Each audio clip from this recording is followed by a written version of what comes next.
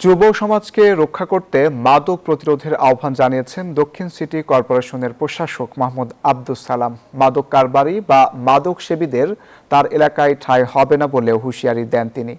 গুলিস্তানে stadium market দোকান মালিক সমিতি আয়োজিত মাদক বিষয়ক মতবিনিময় সভায় তিনি এসব কথা বলেন। মাদক প্রতিরোধে বিভিন্ন এলাকায় কমিটি গঠন করার আহ্বান জানান তিনি। বলেন, স্থানীয় পুলিশকে সহযোগিতা করতে হবে।